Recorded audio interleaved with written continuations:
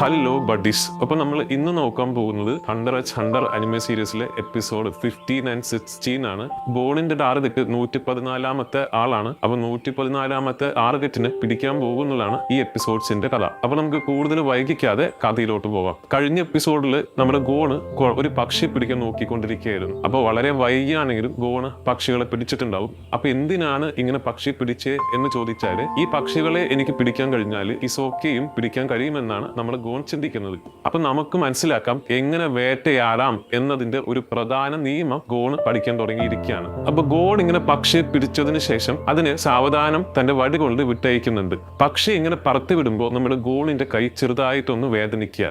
കൈ നോക്കിയപ്പോൾ ഫുള്ള് രക്തമാണ്. 2 ദിവസമായി തുടർച്ചയായി പരിശീലനം നടത്തുമായിരുന്നല്ലോ, അതുകൊണ്ട് അവന്റെ കയ്യിൽ മുറിവായതുവരെ അവൻ അറിഞ്ഞിട്ടുണ്ടാവില്ല. എന്നാലും ഒരു കുഴപ്പമില്ല, മുറിവായാലും ഞാൻ പക്ഷിയെ പിടിച്ചല്ലോ, അതുകൊണ്ട് ഹിസോക്കയെ എങ്ങനെയെങ്കിലൊക്കെ എനിക്ക് പിടിക്കാൻ പറ്റുമെന്ന് നമ്മുടെ ഗോൺ ചിന്തിക്കുന്നുണ്ട്. അടുത്ത സീനിൽ നമ്മുടെ ഗോൺ ഇങ്ങനെ കൈയൊക്കെ കഴുകി നിൽക്കുമ്പോൾ ഹിസോക്കയെ എങ്ങനെ പിടിക്കാം എന്ന് പറഞ്ഞ് ഇങ്ങനെ പ്ലാൻ ചെയ്യുന്ന സമയത്താണ് പിന്നിൽ നിന്ന് കുറെ പൂമ്പാറ്റകൾ നമ്മുടെ ഗോണിന്റെ അരികിലോട്ട് വരുന്നത്.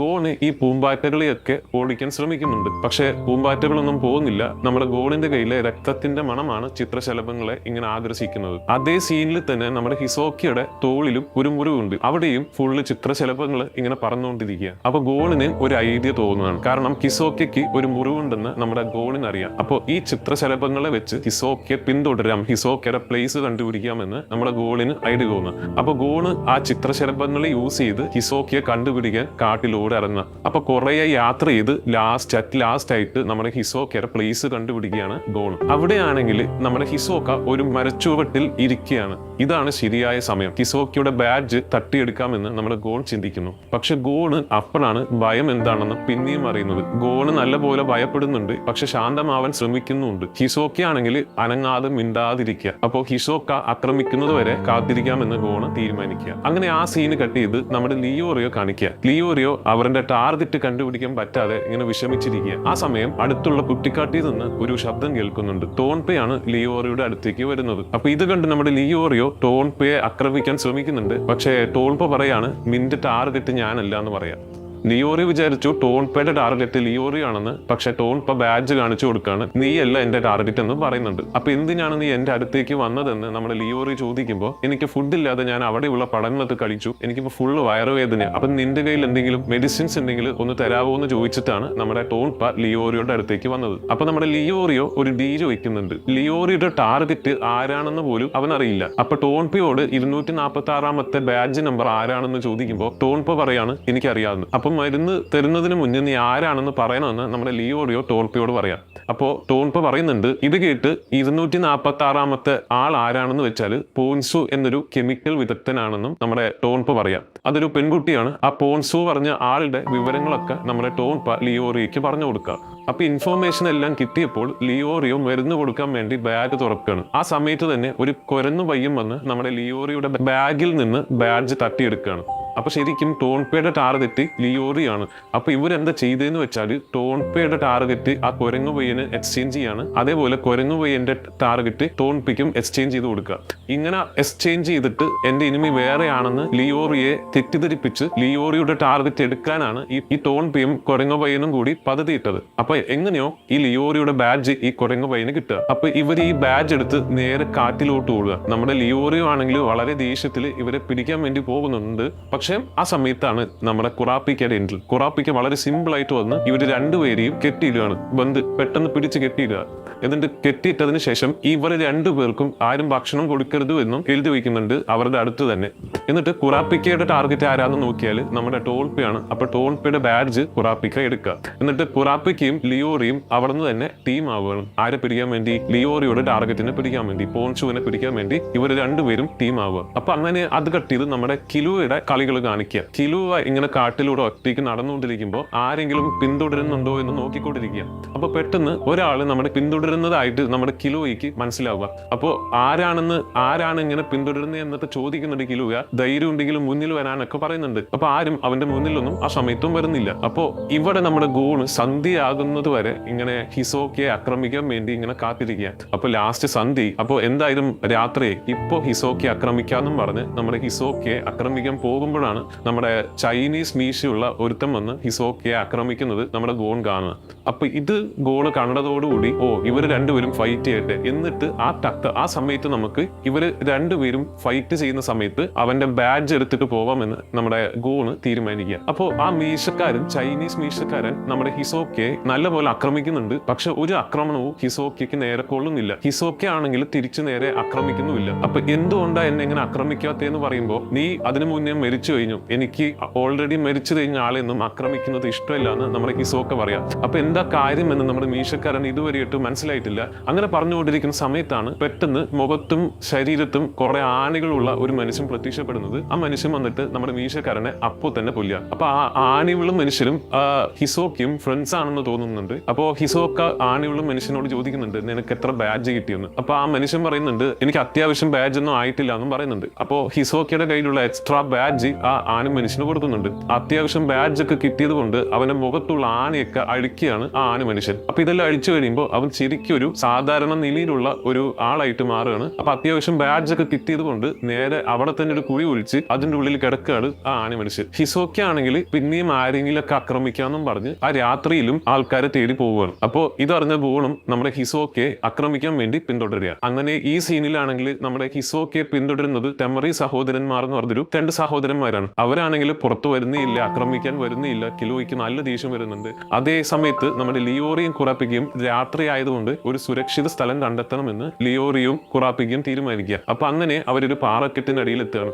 അങ്ങനെ അത് കെട്ടിയത് ഹിസോക്ക പിന്നെയും ഈ ഫൈറ്റേഴ്സിനെ ആക്രമിക്കാൻ വേണ്ടി, ഇരകളെ കണ്ടുപിടിക്കാൻ വേണ്ടി വലിയൊരു പാറ മുകളിൽ കയറി നിൽക്കുക. അങ്ങനെ നിൽക്കുന്ന സമയത്ത് ലിയോറിയും കുറാപ്പിക്കയും ഒരു സ്ഥലത്ത് ഇങ്ങനെ ഇരിക്കുന്നത് നമ്മുടെ ഹിസോക്ക കാണാം. ഇത് കണ്ട ഉടൻ ഇര കിട്ടിയെന്ന് നമ്മുടെ ഹിസോക്ക പറയുന്നുണ്ട്. എന്നിട്ട് അവരെ ആക്രമിക്കാൻ വേണ്ടി ഹിസോക്ക പോവുക.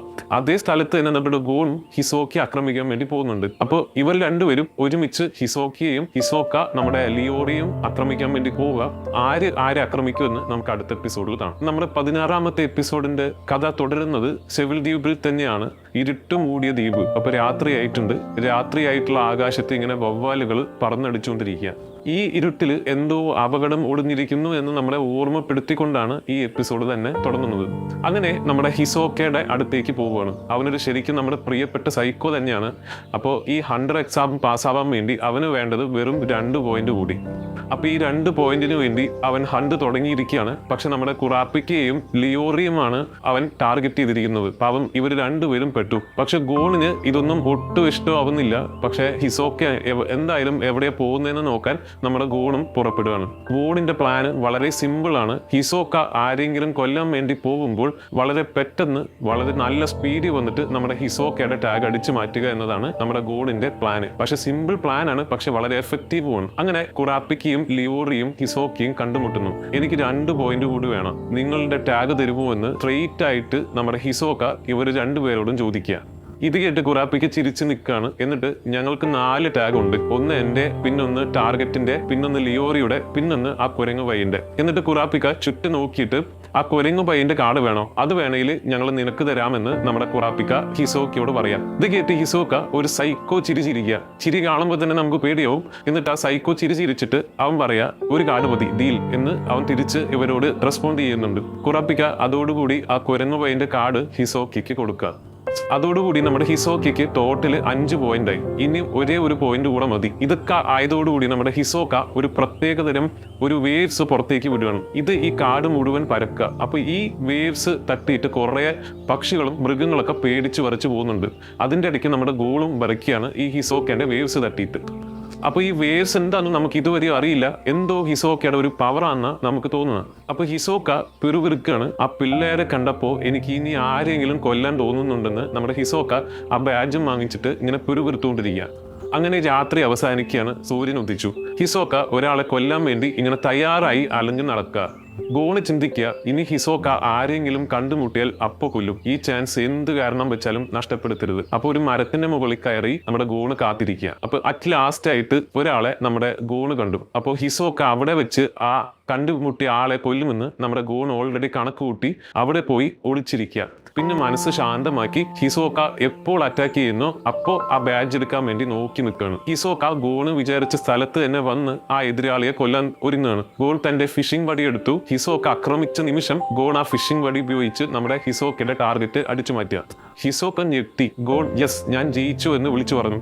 പക്ഷേ നമ്മുടെ ഹിസോക്കയ്ക്ക് അപ്പോഴും ഒരു കാര്യം മനസ്സിലായിട്ടുണ്ടാവില്ല. അപ്പോൾ ബാഡ്ജ് എവിടെയെന്ന് പറഞ്ഞ് തൊട്ട് നോക്കുമ്പോഴാണ് ബാഡ്ജ് പോയ കാര്യം ഹിസോക്കയ്ക്ക് മനസ്സിലാവുന്നത്. അപ്പൊ ആ സമയത്ത് തന്നെ നമ്മുടെ ഗോണ് അവിടെ സ്ഥലം വിട്ടിട്ടുണ്ടാവും. നല്ല സ്പീഡിൽ ഓടിക്കൊണ്ടിരിക്കുക. പക്ഷെ പെട്ടെന്ന് തളർന്ന് വീഴുകയാണ്. അപ്പൊ 14ാമത്തെ എപ്പിസോഡിൽ കണ്ട ആളാണ് ഗോണിനെ ഇങ്ങനെ തളർത്തി വീഴ്ത്തിയിരിക്കുന്നത്. അപ്പൊ അയാൾ പറയുന്നുണ്ട്, എനിക്ക് നിന്നെ കൊല്ലാൻ 7000 ചാൻസ് ഉണ്ടായിരുന്നു, പക്ഷെ ഞാൻ നിന്നെ കൊന്നില്ല. എന്തുകൊണ്ടാന്ന് വെച്ചാല് നീ പ്രാക്ടീസ് ചെയ്യുന്നത് എനിക്ക് വളരെ ഇഷ്ടപ്പെട്ടു. ഇത്രയും ഡെഡിക്കേറ്റഡ് ആയിട്ട് പ്രാക്ടീസ് ചെയ്തതുകൊണ്ടാണ് ഞാൻ നിന്നെ കൊല്ലാതെ ഇപ്പോ ഇങ്ങനെ ചുമ്മാ തളർത്തിയിട്ടിരിക്കുന്നതെന്ന് അയാൾ വന്ന് പറയാ. എന്നിട്ട് നമ്മുടെ ഗോണിന്റെ ബാഡ്ജും എടുക്കുന്നുണ്ട്. ആ സമയത്താണ് എന്തുകൊണ്ടാണ് ഗോണ് തളർന്നതെന്ന് മനസ്സിലാവുന്നത്. കാരണം കഴുത്തിൽ വിഷമുള്ളൊരു ആരോ പതിഞ്ഞിട്ടുണ്ടാവും നമ്മുടെ ഗോണിന്റെ കഴുത്തിൽ. എന്നിട്ട് അവൻ ആ ബാഡ്ജ് എടുത്തിട്ട് പോവുക. അപ്പൊ പെട്ടെന്ന് നമ്മുടെ ഹിസോക്ക പ്രത്യക്ഷപ്പെടുകയാണ്. കുറച്ചു മുമ്പ് ബാഡ്ജ് എടുത്തിട്ട് പോയ ആളെയും കൊന്നിട്ടിട്ടായിരിക്കും നമ്മുടെ ഹിസോക്ക ഗോണിന്റെ മുന്നിലേക്ക് എത്തുക. എന്നിട്ട് ഗോണിനെ നല്ലപോലെ അഭിനന്ദിക്കുക. ശരിക്കും ഗോണിനെ കൊല്ലാൻ വേണ്ടിയാണ് വരുമെന്ന് പ്രതീക്ഷിച്ചു, പക്ഷേ ഗോണിനെ അവൻ അഭിനന്ദിക്കുകയാണ്. എന്നിട്ട് നിന്റെ ടാഗ് ആരെങ്കിലും എടുക്കുന്നത് എനിക്കിഷ്ടമല്ല എന്ന് ഹിസോക്ക പറഞ്ഞു. ഹിസോക്ക ഗോണിന്റെ ടാഗും ഹിസോക്കയുടെ ടാഗും ഗോണിന് കൊടുത്തു. നിനക്ക് ജയിക്കേണ്ട 6 പോയിന്റ് കിട്ടിയല്ലോ, എനിക്ക് 6 പോയിന്റ് ആയി, എല്ലാം ഓക്കെ. അപ്പൊ ഗോൺ ഇത് കേട്ട് ദേഷ്യപ്പെട്ട് എനിക്ക് നിന്റെ ടാഗ് വേണ്ടാന്ന് പറയാ. ഹിസോക്ക ചിരിച്ചിട്ട് ഞാൻ നിന്നെ ജീവിക്കാൻ അനുവദിക്കുകയാണെന്നും പറഞ്ഞ് നമ്മുടെ ഗോണിന്റെ മുഖത്ത് ഒരു അടി കൊടുക്കുക. ഗോണ് തെറിച്ച് വീഴുകയാണ്. എന്നിട്ട് നമ്മുടെ ഗോണ് പറയാ, നീ എന്നെ ഇപ്പം നിന്നെ അടിച്ചില്ലേ, ഞാൻ ഇതുപോലെ ഒരു സമയത്ത് ഞാൻ തിരിച്ചും ഇതുപോലെ ഒരു അടി തരുമെന്ന് നമ്മുടെ ഹിസോക്കയോട് ഗോണ് പറയാ. ഹിസോക്ക ഇതൊക്കെ കേട്ടിട്ട് അവിടെ നിന്നും പോവുകയാണ്. നമ്മുടെ ഗോണ് ഒന്നും ചെയ്യാൻ പറ്റാതെ അവിടെ കിടക്കുക. അപ്പൊ അങ്ങനെ രാത്രിയാവുക. പിന്നെയും ഒരു പൊട്ടിയ മരത്തിനുള്ളിൽ ഗോൺ ഇരിക്കുന്നു. അവൻ എന്തോ ചിന്തിച്ചുകൊണ്ടാണ് അവിടെ ഇരിക്കുന്നത്. അപ്പൊ ഇതോടുകൂടി നമ്മുടെ 16ാമത്തെ എപ്പിസോഡ് അവസാനിക്കുകയാണ്. അപ്പൊ ഇനി അടുത്ത എപ്പിസോഡിൽ ആരൊക്കെയാണ് വിജയിക്കാൻ പോകുന്നതെന്ന് നമുക്ക് കാണാം. അപ്പൊ ഈ വീഡിയോ ഇഷ്ടപ്പെട്ടാൽ ഒന്ന് ലൈക്ക് ചെയ്യണേ, സബ്സ്ക്രൈബ് ചെയ്യണേ. അപ്പൊ നമ്മൾ 1K അടിക്കാൻ പോവാന്ന് തോന്നുന്നു ഗൈസ്, എനിക്കറിയില്ല. അതുകൊണ്ട് തന്നെ സബ്സ്ക്രൈബ് ചെയ്യാതെ കാണുന്നവർ ഒന്ന് സബ്സ്ക്രൈബ് ചെയ്യണേ. അപ്പൊ ഓക്കെ, ബൈ, താങ്ക് യു.